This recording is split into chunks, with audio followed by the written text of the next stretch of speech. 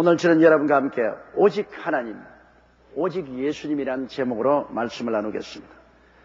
어느 저명한 대학 교수님이 공중파 TV 강연 중에 이런 말씀을 했습니다. 일본 문화와 한국 문화의 특이성은 일본 문화는 다른 문화를 별 저항 없이 잘 수용하여 내 것으로 만들지만 한국 문화는 외국 문화에 대하여 강한 배타성이 있다, 이렇게 말씀하고, 예로서 일본 종교인 신도는 불교도 유교도 기독교도 함께 잘 수용하여 정원에는 불상을 두고 대충마리에는 일본의 신도인 가미다나를 두고 안방 문갑 위에는 성경을 두고도 별 어려움 없이 신앙생활을 한다는 것입니다.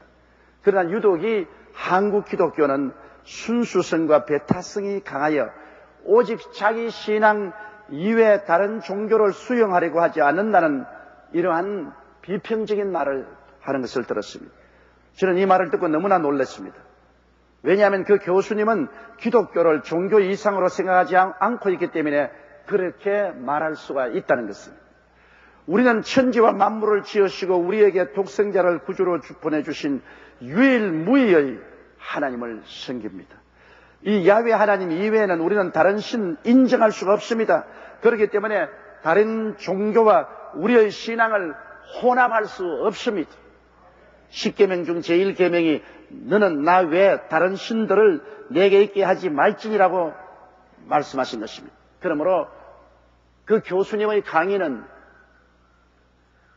종교 철학 강의는 될지언정 신앙과는 전혀 관계가 없는 강의였습니다. 첫째로 우리가 알아야 될 것은 우리 하나님은 절대 주권자라는 것입니다. 하나님은 우주의 어떤 존재와도 또한 세상의 어떤 인간하고도 결코 주권을 공유하지나 나누지 않습니다. 하나님의 보좌에는 하나님만 앉아 계실 뿐, 하나님 보좌에 다른 종교도 어떠한 사람도 함께 앉아 계시지 않습니다. 다니엘서 4장 35절에 그는 자기의 뜻대로 행하시나니 누가 그의 손을 금하든지 혹시 이르기를 내가 무엇을 하느냐 할 자가 없다고 말하고 있는 것입니다. 여러분, 우리는 이 신앙을 아브라함을 통해서 잘 알 수 있습니다. 하나님께서는 아브라함을 갈대아 지방 우르성에서 우상 숭배하던 자리에서 불러내셨습니다. 창세기 12장 1절로 3절에 보면 야훼께서 아브라함에게 이르시되 너는 너희 본토 친척 아비 집을 떠나 내가 내게 지시할 땅으로 가라. 내가 너로 큰 민족을 이루고 내게 복을 주어 내 이름을 창대케 하리니 너는 복의 근원이 될지라. 너를 축복하는 자에게는 내가 복을 내리고 너를 저주하는 자에게는 내가 저주하리니 땅의 모든 족속이 너로 인하여 복을 얻을 것이니라 하신지라. 여기에서 하나님께서는 아브라함을 부르실 때 절대 주권적인 명령을 하셨습니다. 철저히 내 친척 전토 아비 집을 떠나라. 하나도 가지지 말고 떠나라. 그리고 오직 하나님의 지시하는 땅으로만 가라. 이것은 하나님의 절대 주권적인 명령인 것입니다. 그러므로 아브라함은 이 하나님 이외에 다른 어떤 것도 혼합해서는 안 됩니다. 그런데 아브라함은 하나님과 함께 자기 마음의 욕심을 같이 가지고 갔습니다. 창세기 12장 4절로 5절에 보면 이 아브라함이 야훼의 말씀을 쫓아갔고 롯과 함께 갔으며 아브라함이 하란을 떠날 때 그 나이 75세였더라. 아브라함이 그 아내 사레와 조카 롯과 하란에서 모은 모든 소유와 얻은 사람들을 이끌고 가나안 땅으로 가려고 떠나서 마침내 가나안 땅에 들어갔다. 아브라함은 하나님의 명령에 순종해서 갔지만은 자기의 욕심과 함께 갔습니다. 아비 집을 떠나라고 했는데 아비 집의 소속인 조카 롯을 데리고 갔습니다. 그리고 전토를 떠나라고 했는데 그 땅에서 얻은 모든 재산을 모두 다 수레에 싣고 갔습니다. 일가 친척을 떠나라고 했는데 일가 친척과 그곳에 모은 종들을 다 데리고 갔습니다. 그러므로 아브라함은 하나님께 순종하되 순수성이 없었습니다. 그는 세상과 타협해서 세상과 함께 하나님을 섬기려고 하는 것입니다. 하나님과 함께 섬기려는 욕심이라는 우상이 그의 마음속에 있었어요. 그러므로 하나님께서는 아브라함에게 다가와서 그 우상을 깨뜨려야만 됐습니다. 왜냐하면 하나님은 하나님 이외에 어떤 것도 함께 섬기기를 원하지 않습니다. 하나님은 절대 절대 주권자로서 우리는 온전한 마음으로 하나님만 섬기기를 원하기 때문에. 그런데 아브라함은 여기에 자기 조카라는 우상이 있고 재산과 일가 친척 종들이란 우상을 가지고 있습니다.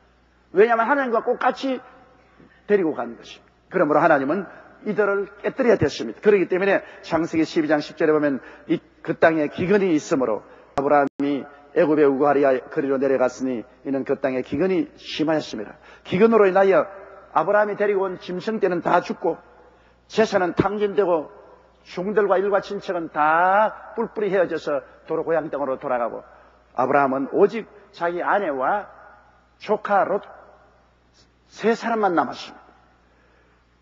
그런데 그가 마지막 의지한 것은 아내에게 의지했습니다. 이제 당신이 나를 오라버니라고 불러주세요. 난 당신을 누이 동생으로 했어. 그래서 당신 덕분에 사람들이 나를 죽이고 당신을 빼앗지 않게 해주십시오.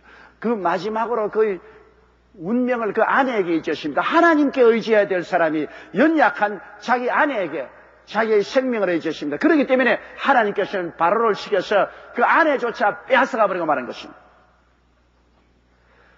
아내조차 바로에게 뺏기고 그런 나중에 하나님 이외에는 다 잃어버렸습니다. 아브라함이 이제 남은 것은 하나님밖에 없었습니다.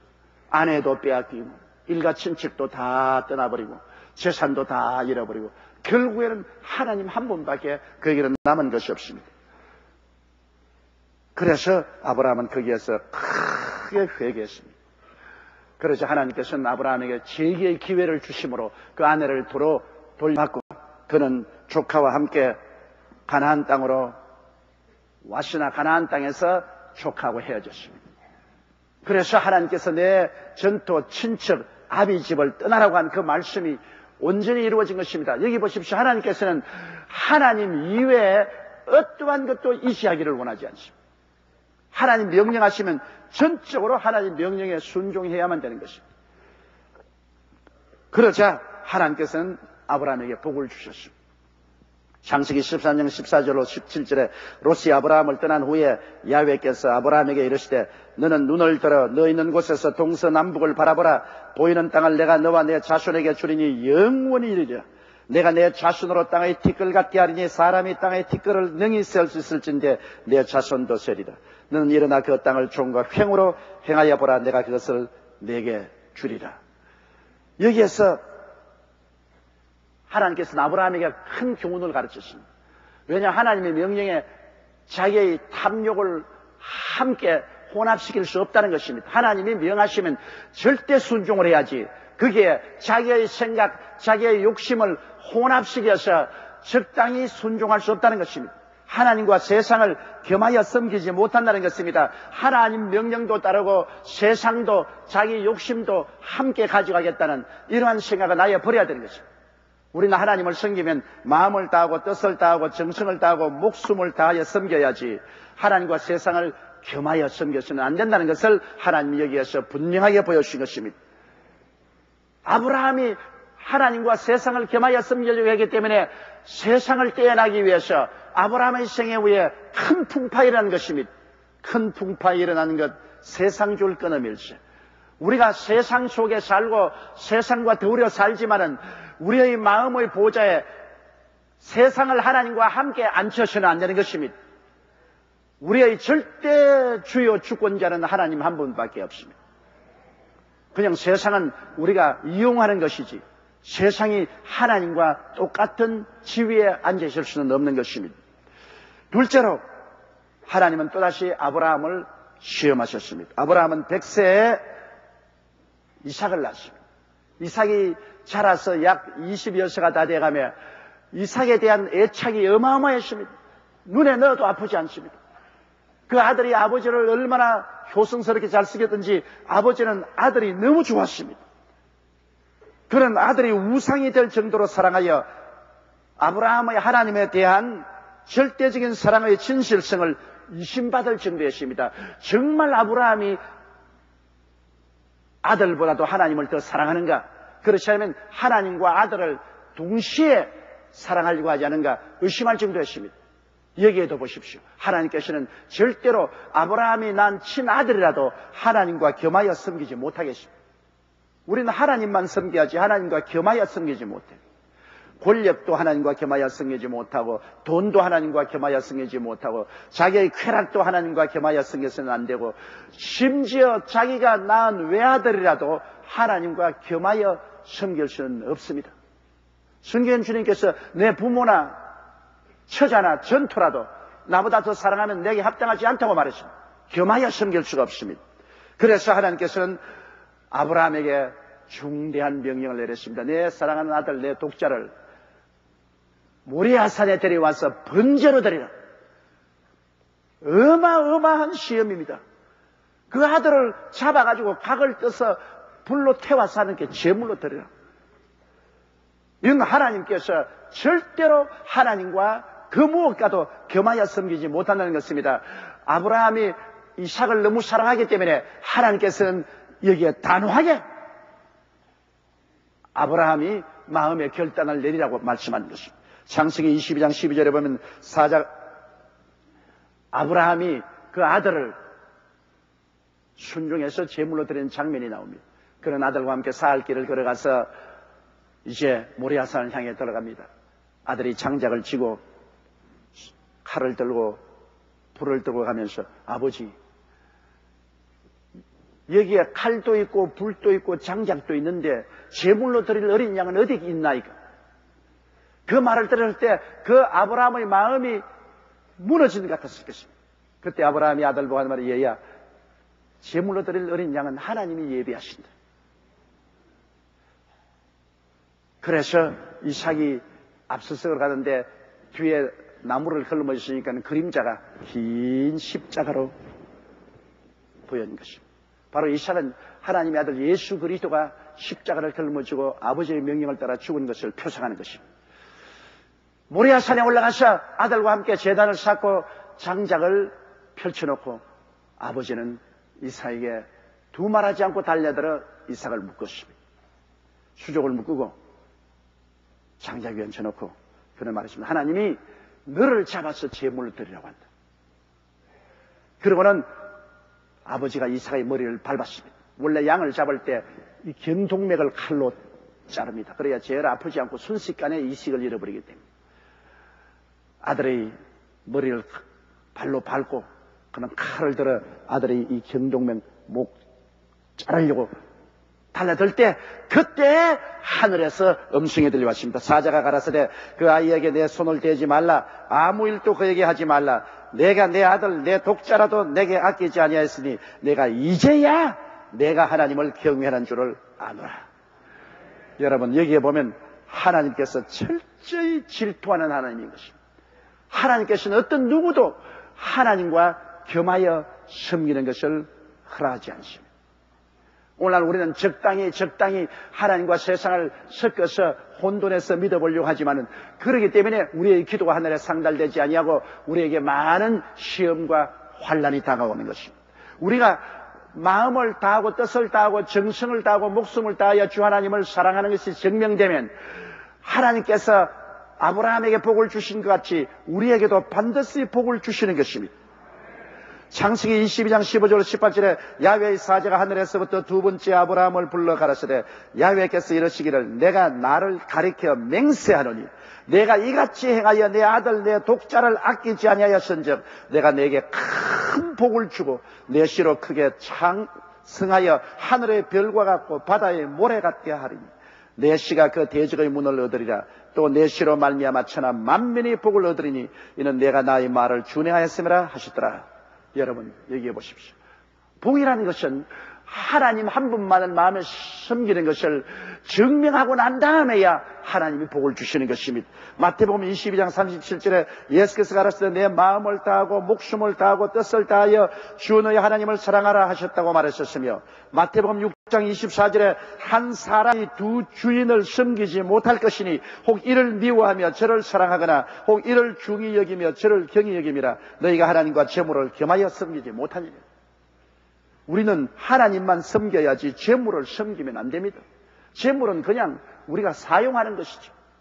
재물이 우상이 되어서 그를 하나님과 같은 반열에 얹어놓고 섬기게 된다면 하나님은 그 재물을 빼앗아가는 것입니다. 하나님과 어떠한 것도 함께 우리는 섬기지 못하는 것입니다. 그럼 셋째로 우리가 하나님의 아들 예수님이 이 땅에 오셔서 어떻게 절대적으로 하나님을 섬겼는가를 우리가 알아봐야 합니다. 예수님은 하나님의 친아들입니다. 그는 하나님과 동등된 하나님이신 것입니다. 그럼에도 불구하고 예수 그리스도께서 이 세상에 오셨을 때 그는 하나님 앞에 절대 복종했습니다. 빌립보서 2장 5절로 8절에 보면 너희 안에 이 마음을 품으라 곧 그리스도 예수의 마음이니 그는 근본 하나님의 본체시나 하나님과 동등됨을 취할 것으로 여기지 아니하시고 오히려 자기를 비워 종의 형체를 가져 사람들과 같이 되었고 사람의 모양으로 나타나셨음에 자기를 낮추시고 죽기까지 복종하셨으니 곧 십자가에서 죽으시고 주님은 철저히 복종했습니다. 순종은 내가 할 수도 있고 안 할 수 있는 선택의 자유가 있습니다. 복종은 절대로 따라가는 것이 복종인 것입니다. 예수님께서는 하나님께서 십자가에 못 박아 죽으라고 할 때 그는 겟세마네 동산에서 땀이 피가 되도록 기도를 드렸습니다. 주님, 할 수만 있으면 이 잔을 내게서 옮기시옵소서. 그러나 내 뜻대로 마옵시고 주의 뜻대로 하시옵소서. 주님이 내 뜻이라고 말할 때 예수 그리스도는 자기의 목숨을 기꺼이 십자가에 내어 맡겼습니다. 주님은 절대 복종한 것입니다.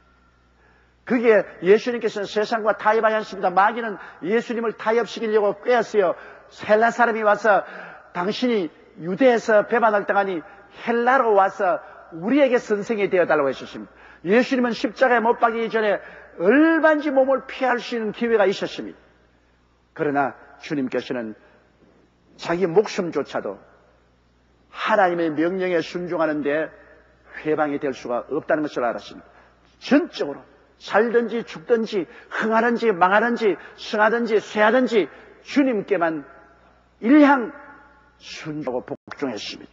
그렇기 때문에 하나님께서는 이와 같이 단순한 마음으로 온전히 주를 따르는 주 예수 그리스도에게 큰 복을 주었습니다. 빌립보서 2장 9절로 11절에 이름으로 하나님이 그를 지극히 높여 모든 이름 위에 뛰어난 이름을 주사 하늘에 있는 자들과 땅에 있는 자들과 땅 아래에 있는 자들로 모든 무릎을 예수의 이름에 꿇게 하시고 모든 입으로 예수 그리스도를 주라 시인하여 하나님 아버지께 영광을 돌리게 하시느니라. 하나님께서 절대적인 권력으로 예수 그리스도를 높여서 영원한 구주가 되게 만들어 주신 것입니다. 이렇기 때문에 여러분, 우리 하나님께서는 자기라는 우상도 하나님과 함께 섬길 수 없다는 것을 분명하게 여기에 말씀합니다. 아무리 자기가 고귀해도 하나님과 자기도 겸하여 섬기지 못합니다. 하나님은 우리 인생을 택하실 때 자기를 높이는 사람들을 택하지 않으셨어요. 고린도전서 1장 26절로 29절에 보면 형제들아 너희를 부르심을 보라. 육체를 따라 지혜 있는 자가 많지 아니하며 능한 자가 많지 아니하며 문벌 좋은 자가 많지 아니하로다. 그러나 하나님께서는 세상에 미련한 것들을 택하사 지혜 있는 자들을 부끄럽게 하려 하시고 세상에 약한 것들을 택하사 강한 것들을 부끄럽게 하려 하시며 하나님께서 세상에 천한 것들과 멸시받는 것들과 없는 것들을 택하사 있는 것들을 피하려 하시나니 이는 아무 육체라도 하나님 앞에서 자랑하지 못하게 하리며. 보십시오. 어떠한 육체도 자기 지혜를 자랑하고 그렇지 않으면 자기의 지식을 자랑하고 가문을 자랑하고 의시되는 사람은 하나님 아예 버려버립니다. 우리 하나님과 절대로 우리 스스로를 동등하게 할 수 없습니다. 아담과 하와가 하나님처럼 되려고 하다가 헌신짝처럼 버림을 받은 것을 우리가 알아야 됩니다. 여기 하나님께서는 오히려 자아가 깨어진 사람, 자기 스스로 자랑할 것이 없는 천한 것들과 멸시받은 것들과 없는 것들을 택했다고 말한 것입니다. 사실 여러분, 하나님께서 우리 택하심을 보시면 우리 가운데 지혜가 탁월한 사람 많죠. 지식이 굉장히 많은 사람도 많죠. 가문이 굉장히 좋은 사람도 많지 않습니다.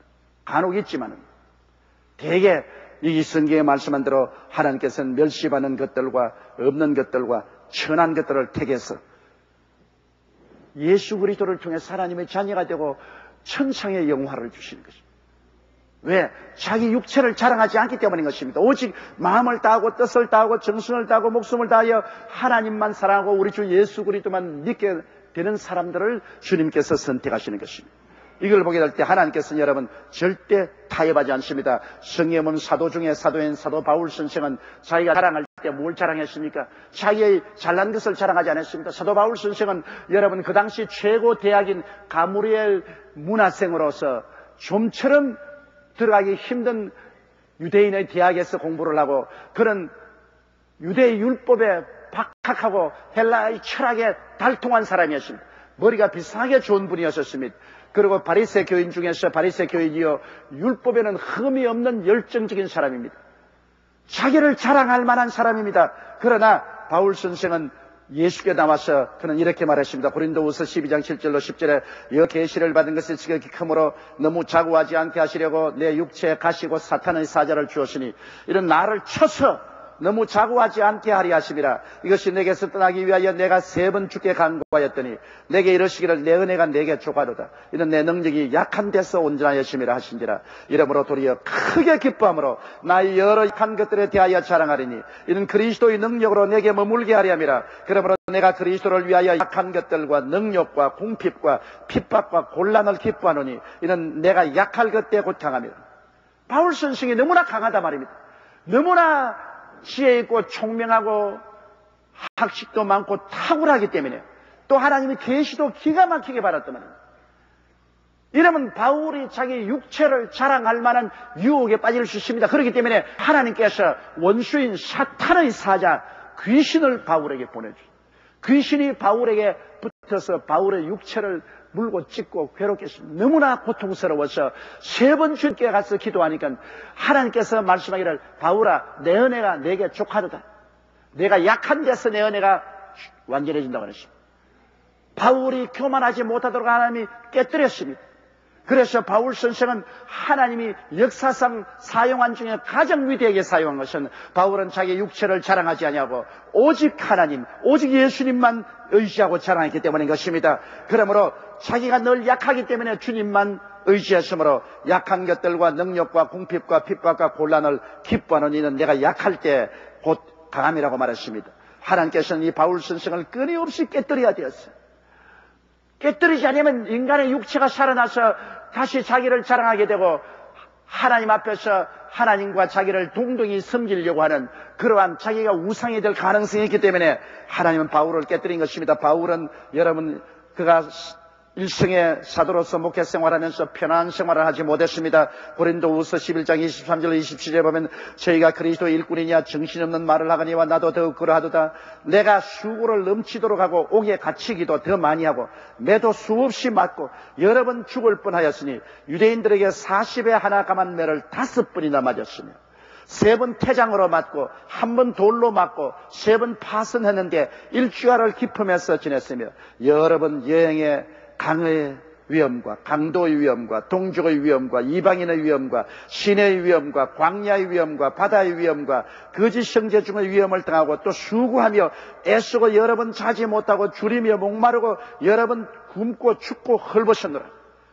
와, 이런 기가 막힌 고통을 당했습니다. 그것은 사도 바울 선생이 기가 막히게 하나님이 사용하는 종이었기 때문인 것입니다.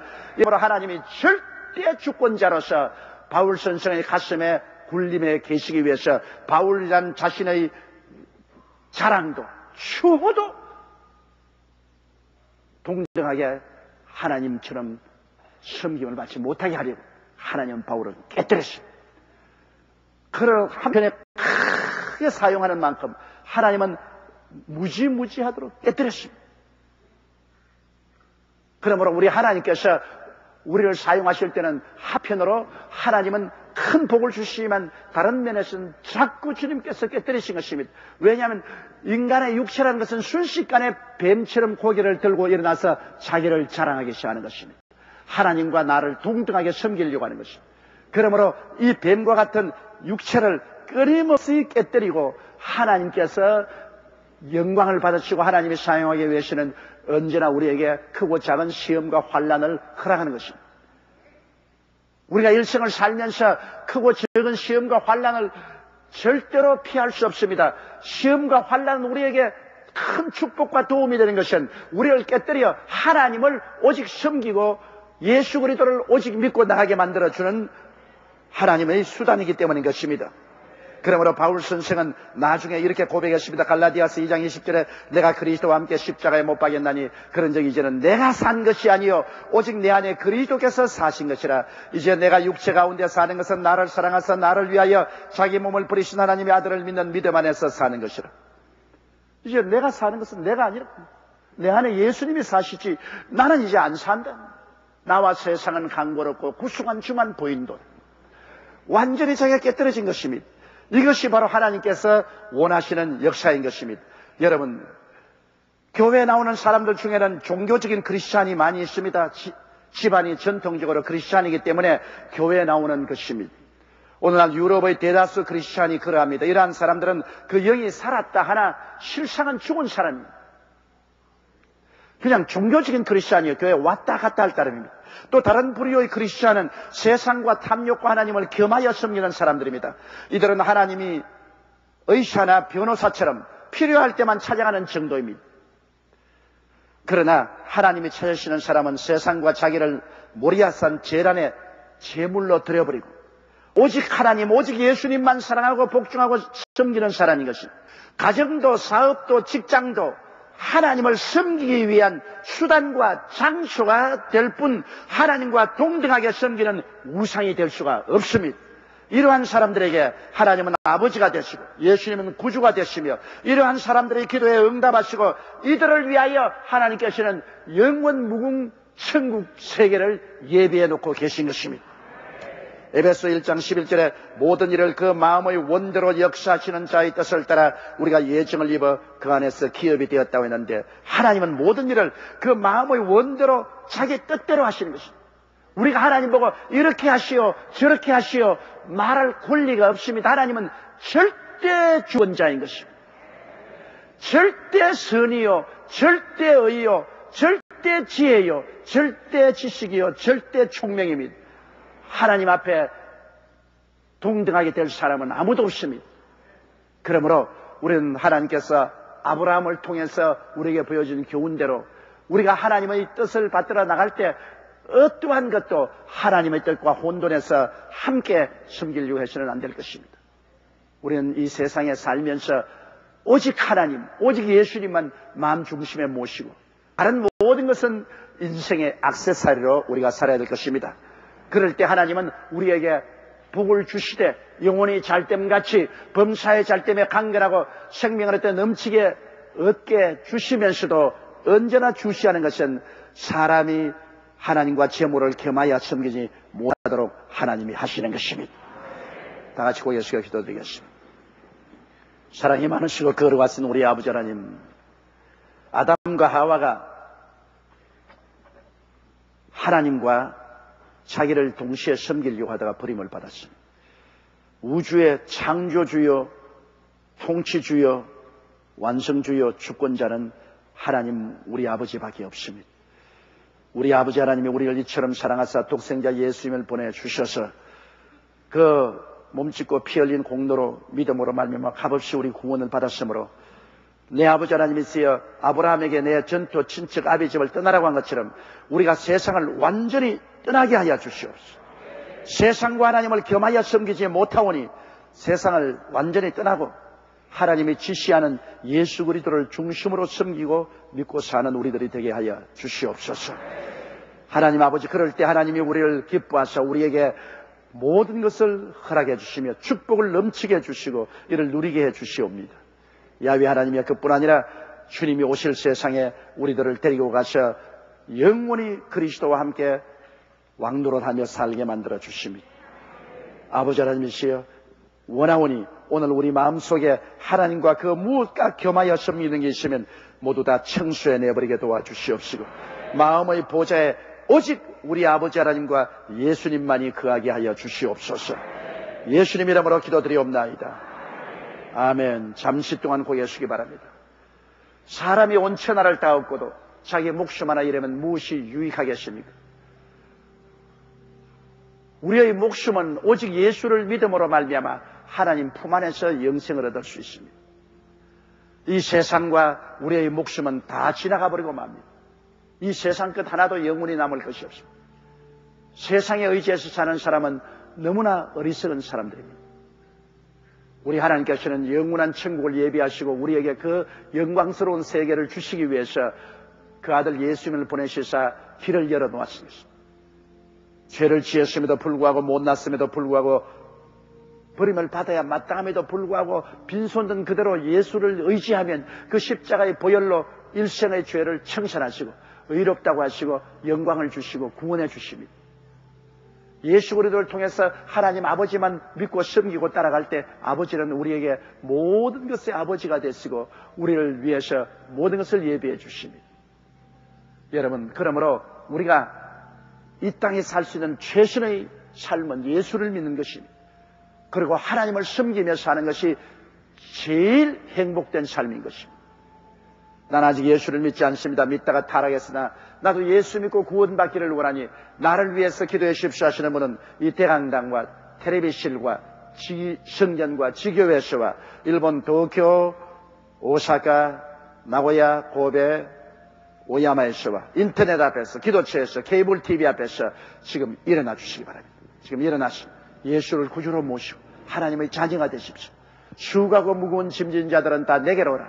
내가 너희를 쉬게 하려고 말씀하시는데 우리 주 예수 그리스도에게 나오는 것이 가장 큰 행복이요, 가장 큰 기쁨이요, 여러분 큰 소망입니다.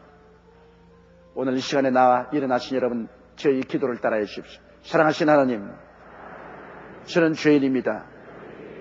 어디에서 와서 왜 살며 어디로 가는지 알지 못하고 방황하며 지냈습니다.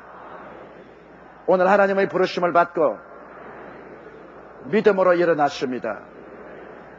예수님의 십자가 보혈로 저를 씻어 주시옵소서. 저를 위하여 죽으시고 저를 위하여 부활하신 예수님을 제 구주로 모셔드립니다. 지금부터 영원토록 주님과 함께 살겠습니다. 하나님은 내 아버지가 되셨습니다. 예수님은 나의 구주가 되셨습니다. 저는 하나님의 자녀가 되었습니다. 저를 구원해 주시니 감사합니다. 예수님 이름으로 기도드리옵나이다. 아멘. 주님의 이름으로 환영합니다. 우리 제2거리 결심 카드를 전해드리는데 팔아서 저것을 연보함에 넣어주시고 예배가 필요한 후에 환영 후에 꼭 출석하시기 바랍니다.